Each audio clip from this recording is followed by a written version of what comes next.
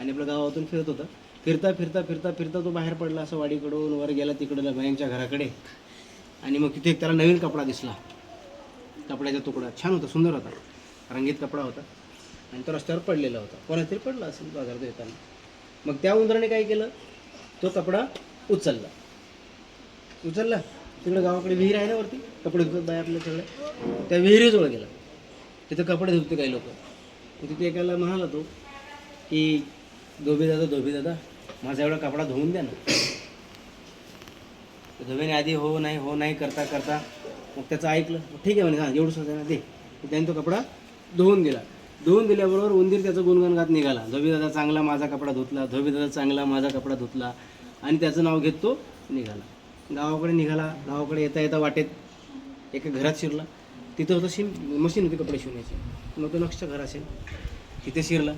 आणि मग तिथे जाऊन म्हणाला, माझा हा सुंदरसा कपडा आहे ना, याची मला एक छानशी टोपी शिवून त्याला काय लावून द्या, गोंडा लावून द्या.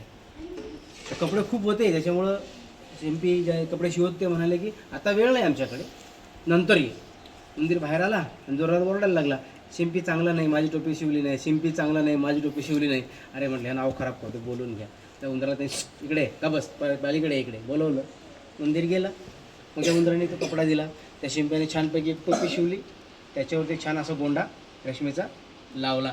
ती टोपी बघितल्यावर उंदीर खुश झाला आणि डोक्यावर त्याने टोपी घातली.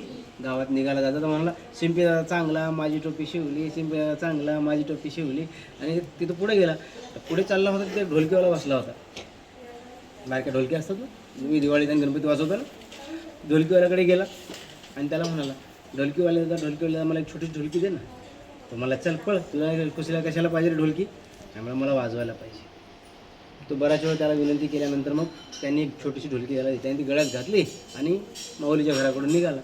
आणि मग मजेत तो वाजवत निघाला, डुम डुम डुमाक माझी टोपी छान, डुम डुम डुमाक माझी टोपी छान. आणि पुढे चालता राजा आला, राजाच्या दरवाजाजवळ गेला आणि तिथे उभा राहिला आणि जोरजोरात ढोलकी वाजवू लागला.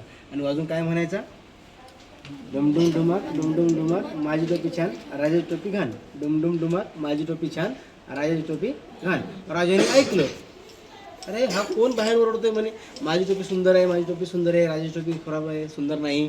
त्याला पकडून आणा.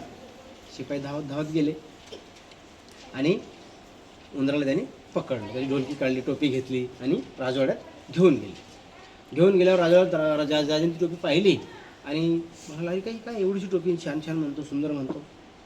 उंदीर म्हणाला, राजा माझी टोपी परत द्यायची. महाराज म्हणाला, तू माझं नाव खराब केलंस नाही, मी तुझी टोपी देणार नाही. तो म्हणला, मला टोपी देत आहे की नाही. राजा मला नाही देत. ठीक आहे म्हणलं, माझी ढोलकी द्या. ढोलकी घेतली आणि बाहेर पळाला. गळ्यात ढोलकी अडकवली आणि जोरजोरात वाजवत तो म्हणायला लागला, मग डुम डुम डुमाक राजा भिकारी माझी टोपी घेतली, डुम डुम डुमाक राजा भिकारी माझी टोपी घेतली. राजा म्हणाला, अरे किती बेकार उंदीर आहे म्हणे, हां जा त्याला पकडून आणा. इकडे आणलं आणि याची टोपी त्याला परत देऊन टाका, पुन्हा आता असं म्हणायचं नाही. मग उंदराने टोपी घेतली आणि बाहेर पुन्हा ढोलकी काढली आणि वाजवायला लागला. मला डुम डुम डुमाक डुम डुम डुमाक राजा घाबरला माझी टोपी दिली, राजा घाबरला माझी टोपी दिली. राजा म्हणाला, काय उंदीर आहे तो तुमच्यासारखा असेल. आणि शेवटी राजा म्हणाला, त्या उंदराला शांतपणे जायला सांगा. आणि याच्यातून एक गोष्ट हसण्यासारखं असलं तरी एक गोष्ट लक्षात येते की जर आपण किती चांगले असो आणि एखाद्या व्यक्तीने आपलं नाव खराब करायचं ठरवलं तर त्याच्याशी भांडायचं नाही किंवा त्याला विचारायचं नाही. जर त्याला तुम्ही विचारलात आणि भांडलात तर तो अजून तुमचं नाव खराब करत सुटतो. त्यापेक्षा त्याची वाहवा करायची, त्याला शाबासकी द्यायची, बाबा तूच मोठा. कोण मोठा? तूच मोठा, तुझंच चांगलं सगळं, माझं काही नाही, तुझंच खूप छान आहे. त्याचं कौतुक करायचं आणि त्यालाच पाठवून द्यायचं. मग तो खुश होतो आणि आपली जे नाव खराब करतो, बदनामी करतो ते करत नाही. उंदरासारखं करेल का मग तो? उंदराच्या डोक्यात काय होतं, राजापेक्षा माझी टोपी छान आहे. राजाची टोपी कशी आहे? माझी टोपी छान आहे. राजाने जेव्हा टोपी काढून घेतली तेव्हा परत उंदराने काय केलं, राजा भिकारी म्हणजे कोणत्याही वाईट बोलणाऱ्या किंवा वाईट वागणाऱ्या व्यक्तींना प्रत्युत्तर देण्यापेक्षा त्यांना आपल्यापासून जरा दूर ठेवलेलं किंवा त्यांच्या जवळ न गेलेलं कधीही चांगलं. आपण आपलं काम करत राहायचं, वाईटाचा विचार करायचा नाही. धन्यवाद.